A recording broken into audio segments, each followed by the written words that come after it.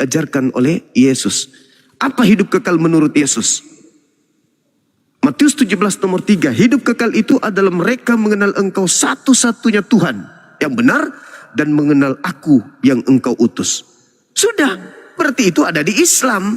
Kami mengenal Yesus itu sebagai utusan Tuhan. Hidup kekal sudah. Kami menyembah Tuhan yang mengutus Yesus, berarti konsep hidup kekal itu ada di kami.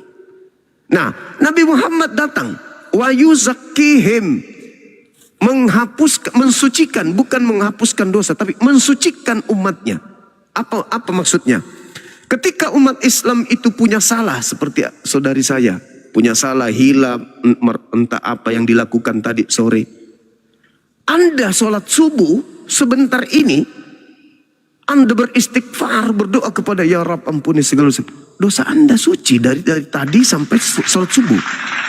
Subuh Anda melakukan dosa antara subuh ke zuhur, Anda beristighfar antara subuh dengan zuhur, Anda disucikan. Anda melakukan dosa antara zuhur ke asar, Anda bertobat di situ, Anda disucikan. Anda melakukan dosa di antaranya asar ke maghrib, Anda bertobat dengan taubatan nasuha, Anda disucikan. Jadi dengan sholat, umat Nabi Muhammad mencegah diri mereka dari perbuatan keji dan mungkar. Suci. Ibarat kita ini mandi 5 kali di sungai, kotoran apalagi yang bakal ada dalam tubuh kita ini? Bersih. Bersih kita ini. 5 kali sehari loh. Dan itu kita tidak lakukan cuma sehari. Seminggu, sebulan, bahkan sampai kita meninggal dunia. Nah, sholat kita menghantarkan kita kepada jannah surga. Kada aflahal mu'minun, beruntunglah orang-orang yang mukmin, alladzina hum fi sholatim khashi'un, yaitu mereka yang salat. Di dalam Al-Qur'an surah Al-Mu'minun ayat 10 dikatakan ulaika humul warisun, mereka inilah orang-orang yang salat, alladzina yarisunal firdaus hum fiha khalidun, orang yang salat, orang yang khusyuk salat, mereka memiliki warisan, yaitu warisan surga Firdaus. Orang ibadah minggu, iya, gimana? Ada perbedaan sholat sama berdoa nggak? Misalkan kan sholat kan sekali 5 kali. Segitu di dalam sebelum waktu sholat, misal kita merasa kayak kayaknya gue tadi ngelakukan dosa apa gitu. Terus segitu kita langsung kayak misalkan ngucapin doa gitu. Itu istighfar namanya. Itu adalah sesuatu yang kita lakukan sifatnya sunnah. Tapi kalau sholat itu wajib. Itu kewajiban. Kenapa kita disuruh sholat? Ya untuk mencegah diri kita dari hal-hal yang ingkar terhadap Tuhan. Itu kan perintah. Saya mau lihat hambaku ini, siapa di antara mereka yang lebih cinta dunia daripada cinta kepadaku. Lebih asik mendengarkan musik, sudah tiba waktu sholat lupa. Akhirnya badannya menjadi sarang setan. Karena dia enggan sujud kepada Tuhannya. Jadi perbedaannya di situ, intinya di situ. Kalau Yesus datang menebus dosa, tapi itu tidak ada kaidahnya dari Yesus sendiri. Kalau Nabi Muhammad, Al-Quran surah Al-Jum'ah ayat 2, beliau datang untuk mensucikan manusia. Setiap kali manusia itu berdosa, tengok aja Idul Fitri, 1 bulan mereka berpuasa, dosa selama 11 bulan itu terhapus dengan Idul Fitri. Dosa dalam 1 hari dihapuskan dengan sholatnya. Dosa dalam 1 minggu dihapuskan dengan sholat Jumat. Dosa dalam 1 bulan dihapuskan dengan bulan Ramadan. Disucikan kita ini umat Islam. Hanya itu. Bagaimana cara kita berhubungan dengan Tuhan yang Maha Kuasa? Ya dengan ibadah. Karena Tuhan itu bukan manusia, bukan makhluk. Kita nggak bisa berteman, kita nggak bisa, halo dari mana? Nggak bisa. Jadi caranya kita berhubungan ya ibadah. Tuhan penciptaku, nih lihat nih aku menyembahmu. Allahu Akbar. Duhai engkau yang maha besar. Segala puji bagimu. Sujud lagi itu menenangkan hati. Kita tidak perlu melihat Tuhan itu karena Tuhan itu maha melihat. Betul. Apa yang kita lakukan Tuhan lihat. Kayak CCTV Tuhan itu. Saya kira begitu saudari Senley yang baik hati. Mudah-mudahan menjadi seorang muslimah yang taat. Besok hari bisa menjadi seorang yang ya lisannya bisa menyelamatkan banyak orang di sekelilingnya. Amin. Ada aja. Yes. Ya udah, makasih Bang Juma. Makasih saudariku. Makasih. Bye bye. gimana keluarnya ya? Lewat pintu. Ayo, kok masuk lagi? Kau Goldian, awas nanti ya, dapat kau nanti jatah juga. Assalamualaikum. Waalaikumsalam warahmatullahi wabarakatuh. Alhamdulillah. Mohon maaf, tidak apa-apa ya Bang Zuma, saya naik. Alhamdulillahirrabbilalamin. Tunggu bang, jantungku Ya. masih berdetak kencang ini. Waduh, Masya Allah. Nggak apa-apa Bang, saudara, saya naik ke atas. Ini. Iya, dari mana? Dari sekte mana abang ini? Lain Bang, kita insya Allah sama, insya Allah. Allahu Akbar. Iya. Masya Allah. Sama-sama Ji. Saya dari Assalamualaikum Bang Zuma.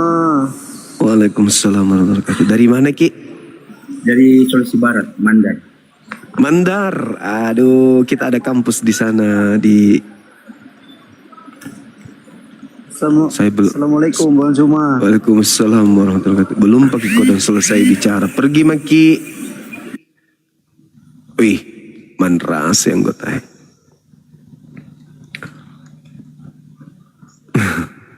Lagi seruput kopi. Oke, silakan. Masih ada 1 jam lebih teman-teman, kita berdiskusi head to head. Silakan naik, saudara yang ingin mengkaji materi ini. Jangan kita melebar kemana-mana. Cukup materi ini kita bahas dulu. Nanti kalau semua orang sudah bisa, membedakan ternyata salib itu kalau sudah berbekas terhadap anak-anak Islam seluruhnya, bahwa ternyata salib itu pahlawan, yang melakukan penyaliban itu pahlawan atau penjahat, baru kita pindah ke tema yang lain. Halo saudara Digo.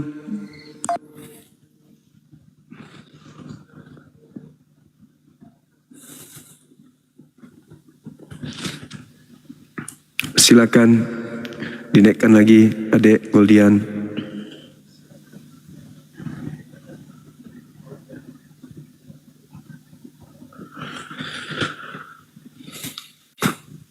Masih mau kita datang besok, ide perhana sopan nami sedeng. Masih mau kita datang besok. Kau itu ngomong sama lawan jenismu itu, kalau gitu cara ngomong dek. Masih mau kau datang besok, itu yang betul. Masih mau Ki. Datang Ki, hubungi Mi, datang Ki di mamaku. Berapa nak minta mamaku itu, saja kita kasih naik. Cukup Mi 500.000, yang penting ada pembeli gula dengan minyak kelapa. Salah konsepnya, masih mau kau datang besok. Itu yang benar. Halo. Halo. Iya, halo. Halo. Iya, halo juga, Bang. Iya. Halo. Ini dari Timor Leste. Saudaraku Halo, boleh. Bang Zuma, Boleh, apa kabar? Baik, Bang. Bisa buka kamera, Bangku? Ini kameranya nggak bisa dibuka, bisa langsung diskusi aja ya. Gimana Bang? Kita tanya moderatornya, gimana moderator? Jaringannya susah ini. Saya tergantung moderator dengan host kita di bawah Abangku.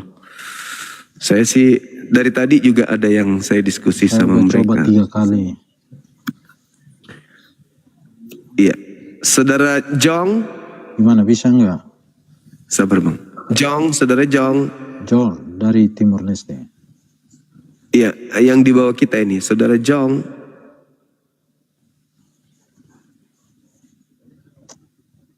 Oke, bagaimana moderator, lanjut?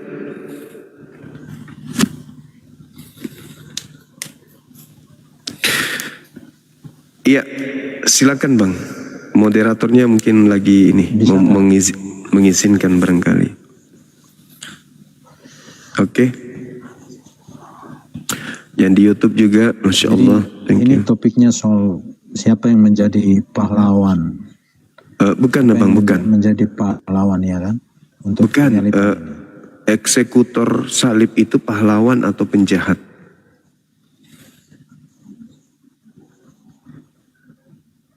Kalau Gitu Bang. tergantung dari segi mananya dulu. Kalau pada saat itu bagi orang Yahudi dan yang tidak percaya akan Yesus, mereka adalah pahlawan. Kalau bagi Kristen,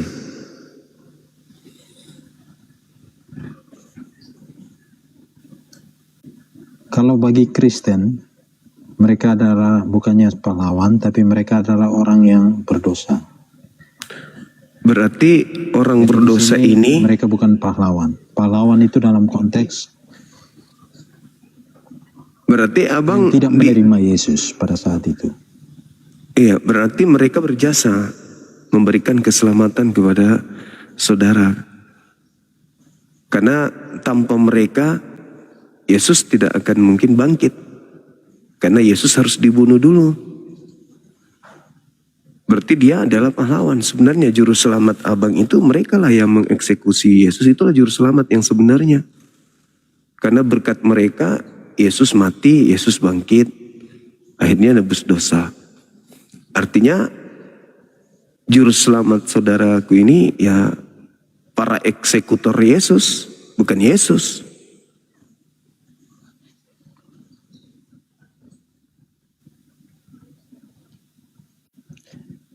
Konsepnya bukan seperti itu, Bang. Tapi saudara menikmati hasil upaya kerja mereka. Jadi mereka itu pada Berkat saat upaya itu sudah dinubuatkan oleh Tuhan. itu nggak ada abangku. Itu sudah Kenapa sih? dinubuatkan dan direncanakan. Jadi Orang-orang yang Bang orang Juma yang bisa punya bicara dulu. orang yang punya kitab aja berupaya mencari jalan bagaimana bisa membunuh Yesus. Kok saudara dengan gampangnya mengatakan itu sudah dinubuatkan? Dari mana dasarnya? Ya, Orang-orang Yahudi, mahkamah agama, proses penyaliban. Pada proses penyaliban, sebelum penyaliban itu dalam perjanjian lama, dalam kitab Taurat dan nabi-nabi sebelumnya sudah diprediksi akan terjadi. Jadi mereka yang Anda sebutkan sebagai pahlawan atau tidak, itu sebenarnya sudah di bawah rencana Tuhan. ya saudara, Kan itu mau tidak mau harus terjadi. ya itu kan pemahaman Kristen. Sedangkan yang mengeksekusi Yesus ini itu adalah yang mempunyai kitab. Anda kan cuma mengatakan itu sudah dinubuatkan di kitabnya orang Yahudi. Lah orang Yahudi sendiri untuk membunuh Yesus aja mereka harus melakukan kesaksian palsu. Mereka harus kemudian melakukan tipuan. Mereka harus kemudian kerasukan iblis untuk supaya membunuh Yesus. Bahkan mereka mengada-adakan nubuat. Di dalam Yohanes 11 nomor 45 sampai nomor 57 mereka membuat nubuat sendiri. Yesus ini harus mati tahun ini juga untuk bangsa Israel.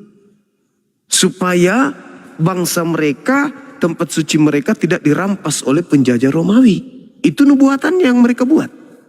Sementara yang membuat nubuatan itu adalah Imam Kayafas, imam kepala, rabi-rabi, mahkamah agama, ahli Taurat, orang Farisi. Kurang apa lagi mereka ini tentang pengetahuannya akan kitab mereka. Kok tiba-tiba orang Kristen yang tidak ngerti original teks, bukan dia yang punya kitab, tiba-tiba mengatakan kan sudah dinubuatkan. Loh, gimana ceritanya? Ahli Taurat Anda baca di dalam Lukas 22. Gimana Bang? Jadi kalau Yesus itu dibunuh pada saat itu karena kedatangannya sebagai Mesias itu tidak sesuai dengan harapan orang Yahudi pada saat itu. Orang Yahudi menggambarkan Mesias itu sebagai orang yang nanti melawan penguasa Romawi yang pada saat itu sedang berkuasa di sana. Berarti Jadi, kedatangan Yesus itu jauh kalau di dengan luar prediksi mereka akan kalau melawan begitu, penjajahan Romawi. kalau itu alasannya, berarti yang dinubuatkan di situ adalah Nabi Muhammad dong. Karena Nabi Muhammad yang Di mana mengusir, dituliskan Nabi Muhammad? kan itu yang Anda katakan tadi abangku. Yesus tidak berhasil mengusir, Yahudi tidak berhasil mengusir mereka dari Yerusalem, dari Palestina. Sedangkan sahabat Nabi Muhammad mengusir tentara Romawi dari sana. Berarti yang dinubuatkan pasukannya Nabi Muhammad berarti. Kalau itu alasan saudara, kalau itu alasannya. Muhammad lahir, Muhammad lahir 16 tahun setelah. Ya, nah disitulah kemudian pendudukan baru Romawi terkena itu api berarti. berakhir. Pendudukan Nah, lalu Romawi siapa itu yang mengusir? berakhir bahkan pada saat. Lalu siapa yang menggenapi nubuatan itu kalau begitu? Yesus tidak mengusir. Paulus malah dia yang metong. Lalu siapa? Kalau itu maksud Anda. Tapi kita tidak sedang membahas itu. Yang kita bahas ini sekarang adalah apakah yang mengeksekusi Yesus ini pahlawan atau penjahat? Anda tadi mengatakan mereka ini penjahat. Berarti penjahat telah menghadiahkan keselamatan kepada saudara. Berarti Anda harus berterima kasih bukan kepada Yesus. Harus berterima kasih kepada iblis yang merasuki Yudas. Berterima kasih kepada orang-orang yang telah berkhianat. Orang-orang yang kemudian membuat tipu muslihat. Orang-orang yang telah melakukan kesaksian palsu. Jadi memang susah karena ini konsep yang keliru. Masa ada Tuhan turun ke bumi mati untuk dosa-dosa? Itu konsep dari mana itu abangku? Yang benar adalah Yesus orang benar datang mengajarkan jalan kebenaran dan hidup. Barang siapa yang percaya kalau dirinya adalah Mesias bagi Bani Israel, maka dia akan selamat sampai kepada tujuan. Itu yang benar. Tapi mereka menolak. Ini bukan Mesias ini. Mereka tolak. Akhirnya mereka sekongkol untuk membunuhnya. Apa yang terjadi setelah mereka ingin membunuh Yesus? Apakah Tuhan menyelamatkan dia? Atau Tuhan membiarkan saja dia mati di tangan orang-orang kafir? Ya Tuhan menyelamatkan dia pasti. Makanya tidak ada di Islam apa upah dari yang menyalibkan Nabi Isa. Apakah dia pahlawan atau penjahat? Islam tegas. Yang menyalibkan penjahat. Yang disalib sesamanya mereka. Nabi Isa yang benar itu diselamatkan. Selesai perkara. Tapi kalau di Kristen sulit. Karena kenapa penyaliban itu adalah pintu keselamatan bagi Kristen. Nah, jadi masalah besar. Bagaimana dengan yang menyalibkan Yesus? Pahlawan atau penjahat? Rupanya penjahat. Kalau penjahat, berarti orang Kristen menerima keselamatan dari penjahat. Kalau dia pahlawan, lebih parah. Berarti iblis adalah pahlawannya Kristen. Gara-gara salib ini, Kristen serba salah. Maju salah, mundur salah. Dibilang pahlawan, iblis. Dibilang penjahat, dinikmati hasilnya. Mana yang betul? Yang betul yang mana? Jadi kembali kepada konteksnya. Iya silakan. Bagi orang Yahudi pada saat itu yang kurang percaya, maka eksekutor salib adalah pahlawan bagi mereka. Tapi bagi orang Kristen, kita mengimani bahwa itu adalah rencana Tuhan. Di mana Tuhan merencanakan itu? Harus terjadi. Ya, di mana Tuhan merencanakan itu? Pengorbanan. Di mana itu Bang tertulis? Tuhan merencanakan pengorbanan pada awal mula Abraham mengorbankan Ishak. Abraham mengorbankan anak tunggal itu bukan untuk dosa. Baca Kejadian 22, Abraham cuman diuji. Al-Quran juga mengatakan, Quran As-Saffat ayat 103, 104 sampai 107 sampai 113. Nabi Ibrahim hanya diuji, bukan nebus dosa. Sedangkan kalian menganggap Yesus itu mati untuk nebus dosa. Berarti iblis yang merasuki Yudas pingin dosa manusia dihapuskan. Iblis ini apa sih sebenarnya? Mau manusia berdosa atau mau manusia terbebas dosa? Kalau iblis mau manusia itu masuk neraka, ngapain coba kalau salib tujuannya menyelamatkan, ngapain dia merasuki Yudas? Jadi Kristen memang salah. Mundur kena, maju kena. Karena kenapa saudaraku? Coba lihat di dalam Galatia 3 nomor 13. Kristus telah menebus kita dari kutuk hukum Taurat. Dari sini aja Kristen udah keliru. Kenapa? Hukum Taurat itu bukan untuk kita. Hukum Taurat itu untuk Yahudi. Jadi kalau Kristus mati untuk menebus dari kutuk hukum Taurat, berarti mati bukan untuk kita, karena Taurat itu bukan untuk kita. Serba salah. Serba salah. Cuman saudaraku Kristen ini terlanjur Kristen. Tidak dari proses belajar. Lahir, besar, bisa jalan, sudah dibopong sama orang tua ke gereja.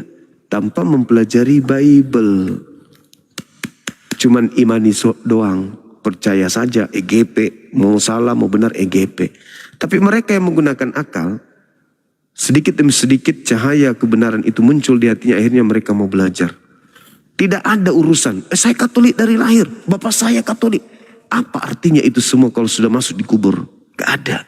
Tak ada orang tua kita, tak ada pendeta kita, pastor kita turun di kubur membantu kita. Gak ada. Ini kita berurusan keselamatan kita. Salah dalam memilih agama dalam hidup, kekal di neraka. Oh tidak, saya harus begini. Ya, apa dasarnya? Saya harus Katolik, saya harus Protestan. Mana dalilnya? Mana legitimasi dari Yesus?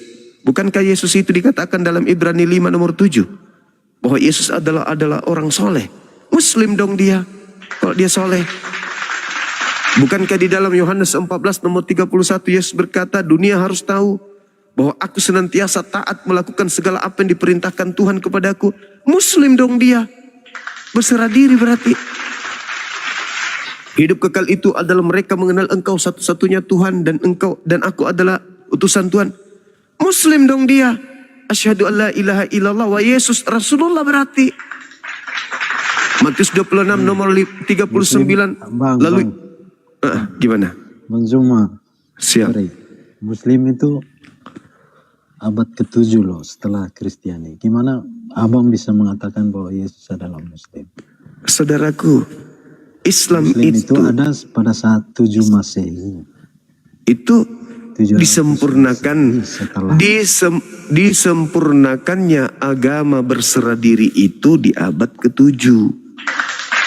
Adam alaihissalam diperintahkan oleh Tuhan, Adam, seluruh buah-buahan makanan di sini boleh kau makan. Tapi jangan kau mendekati pohon buah ilmu pengetahuan dan jahat. Ketika Adam tunduk berserah diri terhadap perintah itu, tidak membangkang, dia Muslim. Apa yang diperintahkan Tuhan dia ikutin, Muslim. Muslim itu artinya berserah diri. Menyerahkan dirinya untuk tunduk kepada perintah Tuhannya. Itu Muslim artinya. Ketika Abraham datang, diberi perintah, disuruh potong anaknya, taat, Muslim, berserah diri. Ketika kemudian Nabi Musa disuruh membawa kaumnya melalui tengah laut, diikuti meskipun tidak rasional, Muslim, dia serahkan semua urusannya kepada Tuhannya. Ketika Yesus kemudian diperintahkan untuk melakukan apa yang harus dilakukan, Yohanes 12 nomor 49, aku tidak berkata-kata dari diriku sendiri, apa yang aku katakan sesuai dengan apa yang diperintahkan. Muslim. Yohanes 5 nomor 30, Yohanes 5 nomor 36, Yohanes 4 nomor 34, apa yang diperintahkan Bapakku itu yang aku kerjakan. Muslim. Tidak kafir, tidak membangkang.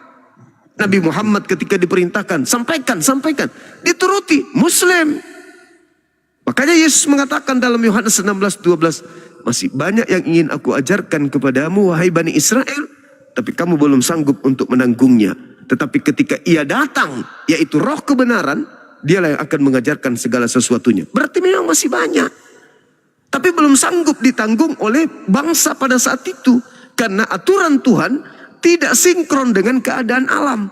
Tidak sinkron dengan fasilitas. Nanti ketika Nabi Muhammad datang, semua aturan ditumpahkan ke bumi. Karena kenapa? Karena sudah sesuai dengan keadaan alamnya. Sudah sesuai dengan ilmu. Sudah sesuai dengan fasilitas. Dulu kalau misalnya perintah haji ada datang kepada Yesus, bagaimana dengan orang kaya yang belum bisa berhaji, yang sudah bisa berhaji tapi nggak ada pesawat? Jadi itu perintah belum dikasih. Ya. Makanya di dalam Matius 5. Saya bisa bertanya enggak? Iya, silakan. Maaf ya Bang, saya sambil mengantuk ini. Iya. Al-Quran itu, ya, saya bisa bertanya. Boleh, boleh. Siapa yang akan datang dan siapa yang akan datang pada saat hari kiamat? Isa atau Muhammad? Oke. Kenapa bukan Nabi Musa? Kenapa bukan Nabi Abraham? Kenapa bukan Nabi Muhammad? Saya jawab. Karena ajaran Nabi Muhammad diterima oleh kaumnya. Ajaran Nabi Muhammad tidak dipelesetkan, tidak dibengkokkan oleh kaumnya. Jadi Nabi Muhammad, untuk apa dia turun menjadi saksi? Untuk apa dia turun menjadi hakim? Kenapa harus Nabi Isa alaihissalam turun? Al-Quran ayat Az-Zukhruf ayat 61. Kenapa beliau yang harus turun? Karena beliau harus menjadi hakim terhadap manusia. Apa maksudnya? Karena dia dipermalukan di hadapan Tuhannya. Kok bisa? Dia dituhankan, sedangkan dia tidak pernah mengajarkan itu. Al-Quran mengatakan, Nabi Isa dihakimi oleh Allah. Wa isqalallahu ya Isa bin Maryam. Al-Ma'idah ayat 116 ayat 117. Apakah ente yang mengajarkan manusia-manusia cupu untuk menuhankan dirimu selain daripada aku? Apa kata Nabi Isa? Qala subhanaka ma yakunu li an aqula ma laysa li bihaqqa. Itu tertuang di mana? Dalam Yohanes 8 nomor 42. Barang siapa yang menolak aku, dia sudah ada hakimnya, yaitu perkataan yang pernah aku ucapkan kepada mereka ketika aku penginjilan. Perkataanku itulah kelak yang akan menjadi hakimnya di akhir zaman.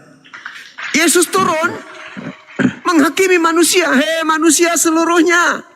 Ya paman, adakah aku pernah mengajarkan kalian menuhankan aku? Apa jawaban saudara? Adakah aku mengajarkan kalian merasulkan aku? Apa jawaban saudara? Kepada siapa aku mengajarkan kalian untuk bersujud menyembah? Kepada kitab mana kalian harus tunduk? Hari apa kalian harus ibadah? Apa yang harus kalian lakukan terhadap kelamin kalian? Bisakah babi itu kalian makan menurut ajaranku? Siapa yang dihakimi? Islam santai-santai aja ketika dia turun. Kenapa?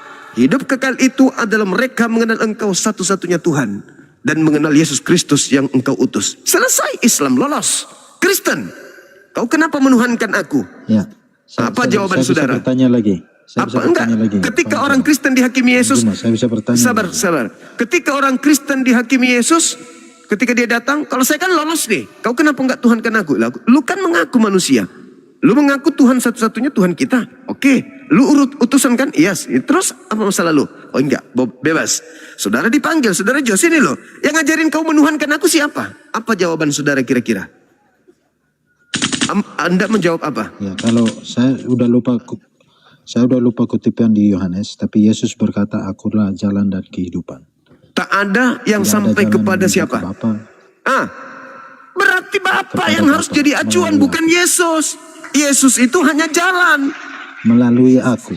Yohanes 14 Ya, nomor melalui 6. aku. Melalui aku. Ya. Tidak ada orang yang sampai ke Monas tanpa jalan Tamrin. Berarti kita harus melalui jalan Tamrin sampai kepada Bapa. Yesus mengatakan apa? Yohanes 14 nomor 16. Aku akan minta kepada Bapa agar Bapa mengutus seorang penolong lain. Seorang penolong lain. Apa tugasnya seorang penolong lain ini ketika dia datang? Mengajarkan segala sesuatunya tentang penghakiman, keadilan, hukum-hukum, dan penghakiman dunia akan dosa. Apa ciri-ciri seorang penolong yang lain setelah Yesus? Memuliakan aku. Yohanes 16 nomor 13 nomor 14.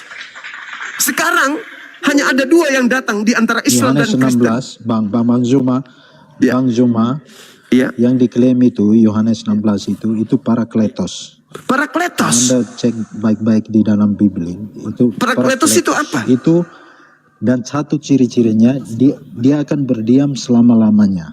Sekarang Yes. saya tanya, Muhammad itu udah meninggal atau sekarang masih hidup? Oke. Dan Oke. sekarang di mana? Oke. Saya jawab. Muhammad Saya di mana jawab. sekarang? Saya jawab. Ajaran yang dibawa oleh Nabi Muhammad sampai kiamat menemani dunia. Mana ajaran Yesus? Tunjukkan ke saya. Yang menemani kalian sampai akhir kiamat, mana ajarannya Yesus? Ada. Kalian ibadah minggu bukan ajaran Yesus. Ini Bible, kitab ini bukan ajaran Yesus, bukan kitabnya Yesus. Makan babi bukan ajarannya Yesus. Tidak bersunat bukan ajaran Yesus. Yang menemani kalian sampai kiamat siapa? Ini, Al-Quran. Apabila roh kebenaran itu datang, Roh Kudus. Roh Kudus itu roh kebenaran. Sekarang roh apa yang mengantarkan kalian ke gereja? Parakletos. Iya, saya ngerti Parakletos. Saya tahu Parakletos. Parakletos itu kan rasul, utusan, bukan Tuhan. Tidak ada jalan Parakletos itu Tuhan. Parakletos itu tidak berkata-kata dari dirinya sendiri, melainkan apa yang didengarkan itu yang dikatakan. Betul? Betul dong. Itu yang dikatakan oleh Yesus. Dan dia akan memuliakan aku. Sekarang saudaraku Joe, yang mati terkutuk di atas salib siapa? Ayo. Pasti Anda ingin mengatakan Yesus. Apakah Anda sedang memulaikan atau Anda sedang menghinakan? Anda sedang menghinakannya. Kenapa Anda sedang menghinakannya?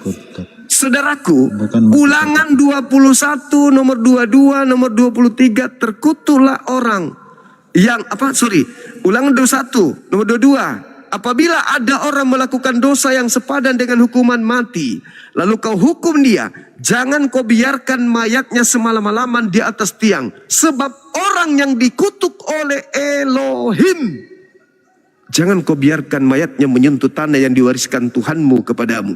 Berarti Yesus ini adalah orang yang dikutuk oleh Elohim dalam pandangan Kristen. Dan itu diperparah dengan surat Paulus, Galatia 3 nomor 13. Kristus telah menebus kita dari kutuk hukum Taurat dengan jalan menjadi kutuk karena kita. Sebab ada tertulis, terkutuklah orang yang digantung di atas tiang salib. Terkutuklah orang yang digantung di tiang salib. Siapa yang digantung? Yesus berarti yang terkutuk. Siapa yang digantung? Yesus berarti yang terkutuk. Siapa yang digantung? Yesus berarti yang terkutuk. Yesus. Apakah Anda sedang memuliakan dia? Atau Anda sedang menghinakan dia? Kalau Al-Quran, wa ma katalu wa ma salabu walakin syubbiha lahum. Nabi Isa tidak dibunuh, tidak disalibkan. Kami memuliakan beliau. Ketika Yesus berkata dalam Yohanes 16, apabila roh kebenaran itu datang, maka dia akan memuliakan aku, bukan menghinakan aku. Di Kristen Yesus dihinakan. Coba baru-baru ini Anda peringati kematian Yesus.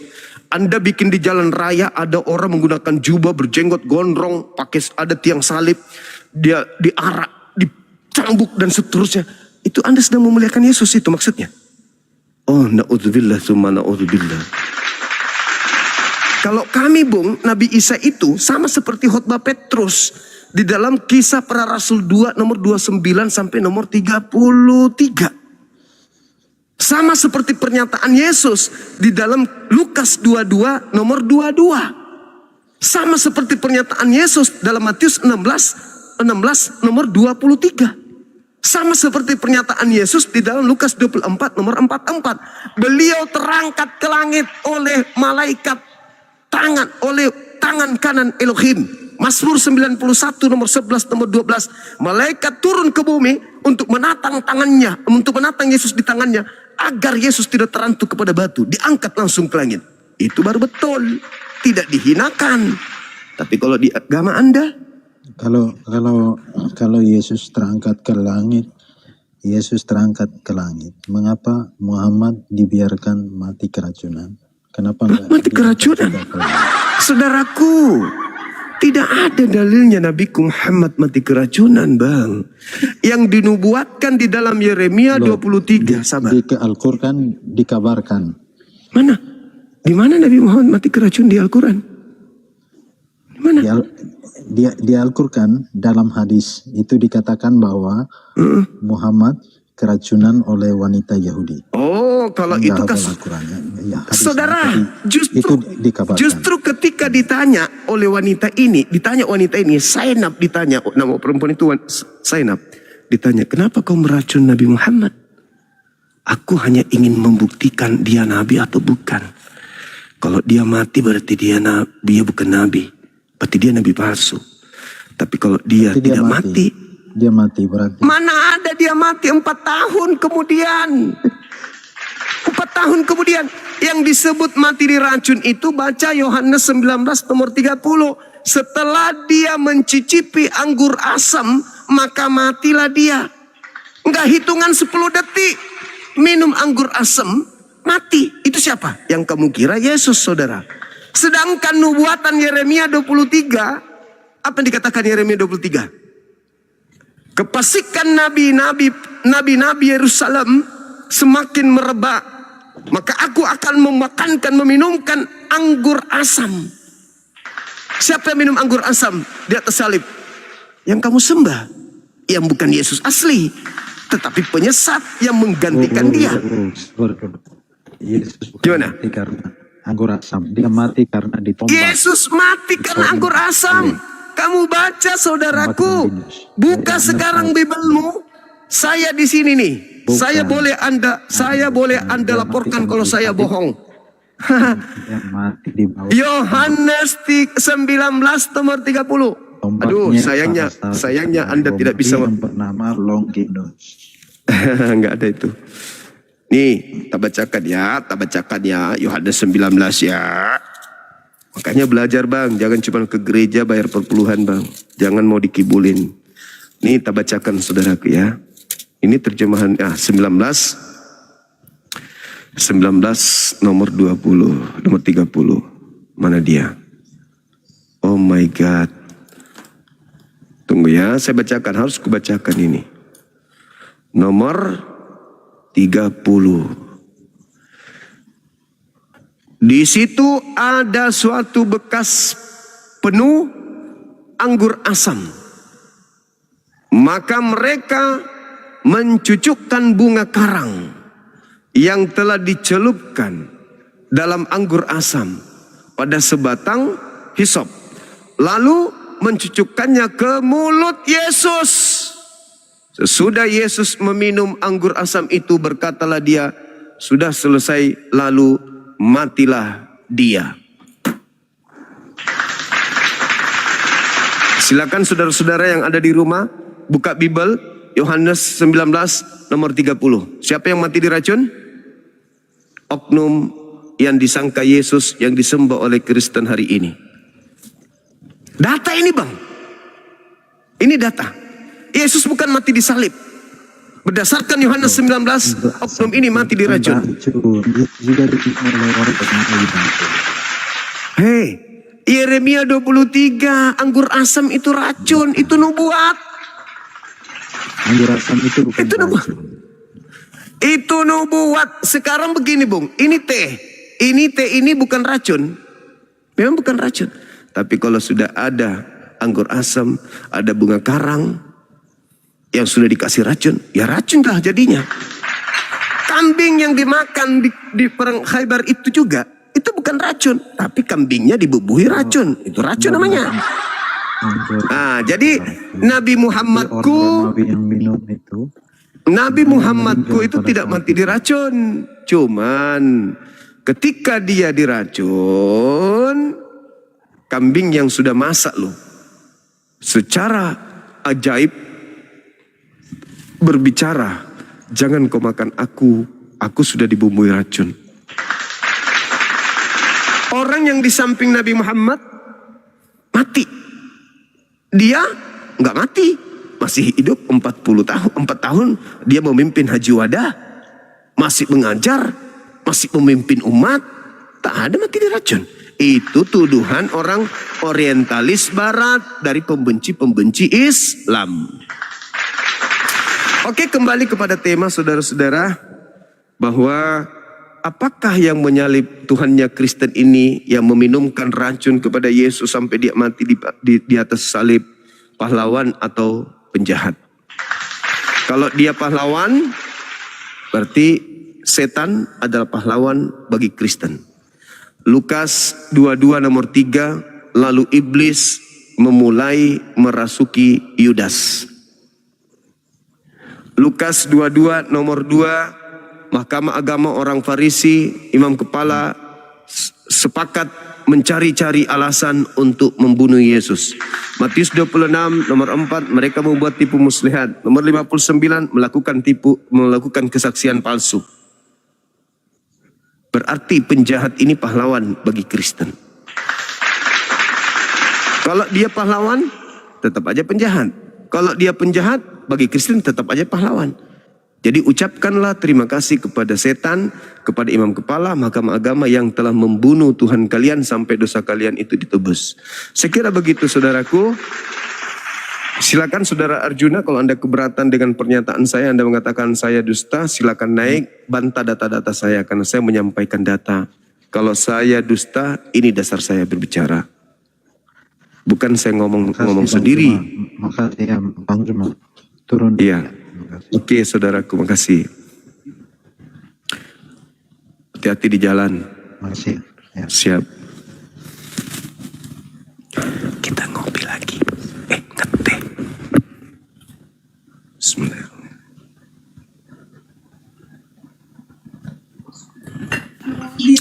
Alhamdulillah.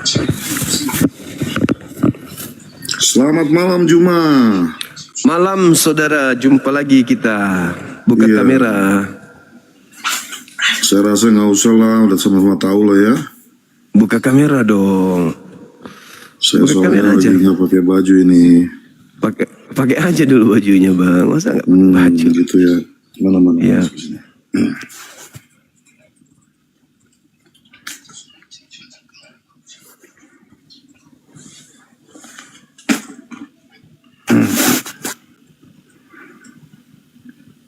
Jadi tuh kata-kata Muhammad itu nggak ada ya? Yang dibilang dia ngomong sama Isa rasa sakit akibat Oh dari rasa makanan. ada. Akibat konsumsi yang di Khaybar itu ada nggak itu? Ada.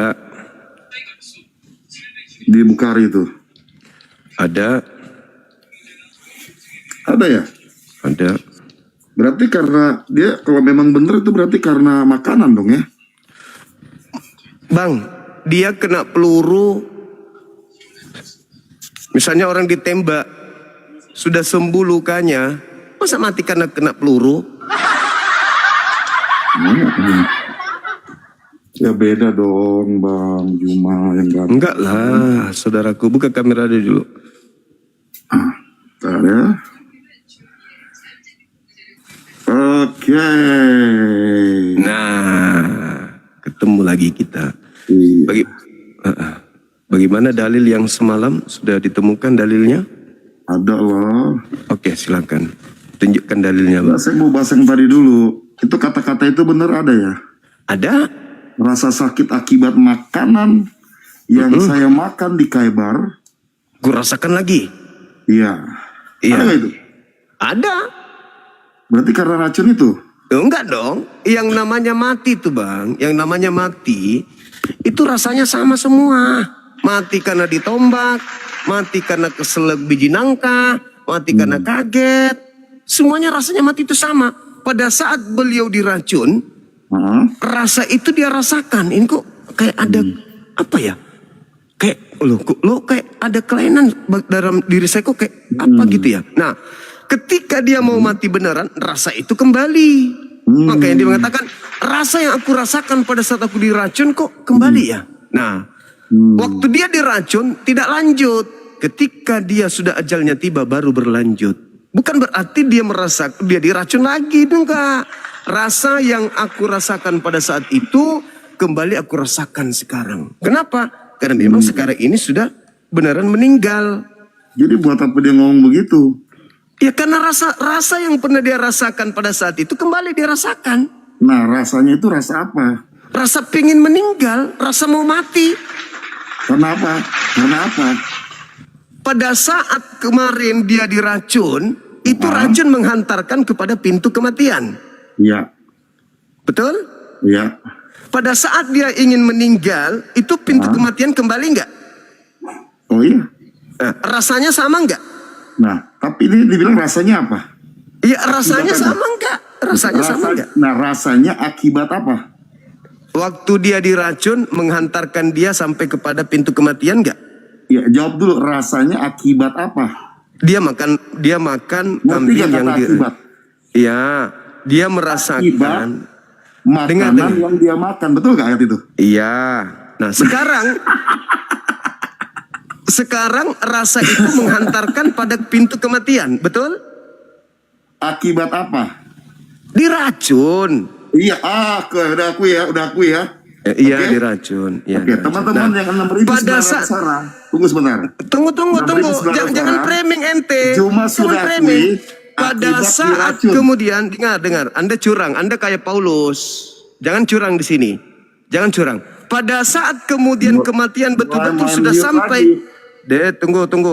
Main Anda liuk saya turunkan kalau Anda curang di sini. Hei, kalau Anda curang, saya orang yang paling tegas. Yang ngomongkan Anda. Saya mengatakan apa? Bodoh. Saya mengatakan bahwa rasa ingin mati itu pernah datang kepada Rasulullah. Pada saat dia diracun. Rasa itu kembali pada saat dia beneran sudah mau meninggal. Kamu pikir Nabi Muhammad itu akan hidup kekal di bumi? Enggak. Kematian itu pasti datang. Kullu nafsin zaikatul maut. Semua manusia akan merasakan mati. Yang pernah merasakan diracun, yang tidak pernah merasakan diracun, kematian pasti datang. Bodoh, minta ampun, jidat lebar tapi otak kecil. Yesusmu pernah nggak merasakan 2 kali? Enggak. Tidak pernah dia merasakan 2 kali kegagalan. Tidak gagal dia. Begitu minum anggur asam, matilah dia. Nabiku Nabi Muhammad hebat. Diracun 4 tahun masih hidup, gagal beliau. Dan ketika dia diracun, kau katakan apa? Dia masih melakukan dakwah. Beliau masih memimpin umat. Yesus ketika diracun masih enggak? Masih enggak? Enggak. Langsung keok. Lucu ente ini. Udah diajarin baik-baik. Jidat aja kau bawa ke sini, tapi kosong otakmu. Ketika Nabi Muhammad diracun, rasa pingin mati itu ada. Ketika Nabi Muhammad benar-benar sudah mau mati, saatnya meninggal dunia, rasa pada saat beliau diracun itu kembali. Bedanya ketika dia diracun tidak terus meninggal. Karena belum saatnya. Tapi ketika kemudian betul-betul dia meninggal, sudah saatnya ajalnya, rasa itu kembali. Jadi Anda mati diracun, Anda mati tenggelam, Anda mati ditombak, Anda mati keseleo, Anda mati karena isap kentut Anda sendiri, itu semuanya rasanya sama. Memang ada bodoh-bodohnya ini, si Oten ini. Kurangi makan babi, biar otakmu berfungsi. Tuhan kau itu sedetik habis minum anggur asam, cuma dijilat-jilatnya sedikit, mati. Mati. Masih hidup gak 1 hari? Enggak. 2 hari? Enggak. Apalagi Halo 4 bro, tahun. bagaimana kabar bro? Iya. Apalagi 4 tahun, mana sanggup. Dan nabiku, Bagaimana si paling sabar dulu. si paling tahu Tuhan ini, si Zuma ini si paling tahu Tuhan ini. Sabar dulu bang, sabar dulu. Nabiku sudah menghadapi kematian, masih ingat umatnya. Umatku. Tuhanmu boro-boro ingat umatnya, yang ada apa? Eli, lama sabaktani. Tuhan kok malah teriak kepada Tuhan yang lain. Tuhan, mengapa kau meninggalkan aku? Tuhan loh. Nabiku sudah mau meninggal, sudah di depan ajalnya. Masih ingat kami umatnya. Bukan malah sibuk.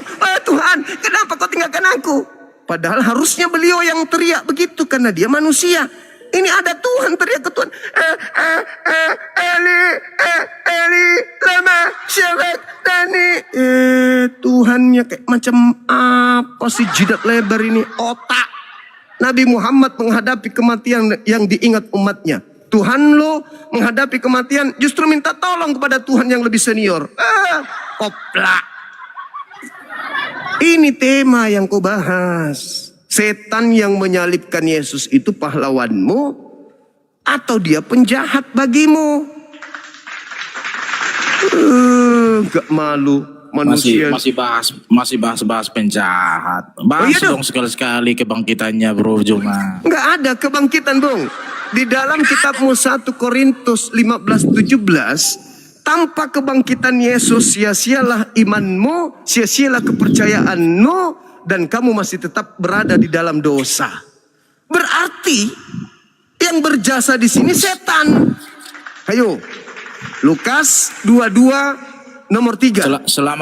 Selama viral kamu di TikTok, belum pernah saya dengar kamu bahas kebangkitan. Apa pula kebangkitan itu? Ini yang kita bahas ini. Ada apa denganmu bro? Kenapa dengan kebangkitan rupanya? Roma 14 nomor 9, untuk itulah. Itulah Yesus yang bangkit. Iya. Betul, tapi kan dia dilantik jadi Tuhan, makanya dia bangkit. Roma 14 nomor 9. Gak ada dilantik bro. Gak ada dilantik. Makanya baca Gak usah lah plesetin bahasamu itu. Coba. Kau baca Roma 14 nomor 9. Kau baca. Gak ada dilantik. Baca dulu, baca. Sekali-sekali bahas lah kebangkitannya itu. Itulah baca Roma 14 nomor 9 kau baca. Kau baca juga di dalam Kisah Para Rasul 2 nomor 36 baca. Untuk itulah Yesus mati supaya dia bisa menjadi Tuhan. Berarti lu harus jelas. berterima kasih.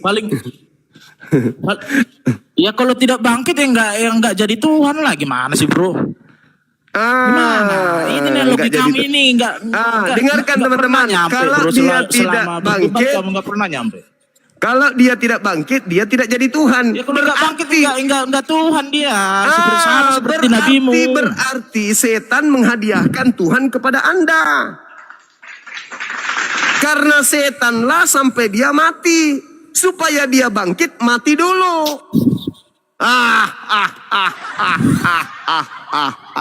Berterima kasihlah kepada Jadi setan. Jadi begitu loh bro. Iya, berterima sedikit kasihlah yang kepada cerdas. setan yang telah menghadiahkan Tuhan kepada Anda. Salib terus kamu bahas kebangkitannya. Kayak kamu bahas gitu loh. Bisa nggak bangkit gitu tanpa disalib? Itu kan sudah dinubuatkan harus dinubuatkan nenekmu Kiper. Jadi masalahnya apa? Gereja yang menubuatkan. Ya dia sendiri. Siapa? Di mana Yesus menubuatkan dirinya? Ya adalah sebelum. Adalah. Udahlah. Sebelum mau disalib dia udah berkata anak manusia akan di. Buka karimanya dulu. Buka kamera dulu bang. Gimana sih bro? Buka kamera dulu, jangan ngarang-ngarang lah. Buka kamera dulu. Kalau saya buka kamera 24 jam saya melayanimu berdebat. Boleh, nggak apa-apa. Tapi kalau kamu berani gitu loh. Saya berani dong, masa tidak? Berani dengan bahas Tuhanmu juga berani. Boleh, silakan. Buka kamera, silakan. Oke, boleh saya bertanya dengan Tuhan yang kau tawar-tawarkan ini? Buka kamera dulu. Iya, kan udah saya bilang akunku belum bisa. Ya udah, jangan sombong kalau gitu. Yang pasti ya, yang sombong bro. Yang pasti kamu harus berterima kasih kepada setan. Berkat upaya kerja keras setanlah merasuki Yudas, sehingga kamu punya Tuhan bisa keluar dari kuburan. Betul? Jadi selama kamu berdebat di TikTok ini nggak ada yang dipetik dari narasi. Karena otakmu kan selalu penghujatan, gitu loh bro. Loh, kok saya menghujat? Gimana? Apa yang saya hujat? Iyalah, selalu plesetin bahasa lah. Apa yang saya plesetin? Apa yang saya plesetin? Apa? Aduh, itu kematiannya sudah dinubuatkan, dia harus siapa mati. Yang menubuatkan orang benar mati untuk pelaku dosa? Yang menubuatkan siapa? Tiap hari bahas itu mulu, tiap hari bahas itu. Kebangkitannya dong bahas. Sudah gue bilang tidak ada kebangkitan tanpa kematian. Percuma dia bangkit jadi Tuhan. Percuma dia bangkit jadi Tuhan kalau ternyata dia adalah hadiah dari setan. Jangan-jangan yang bangkit itu temannya setan.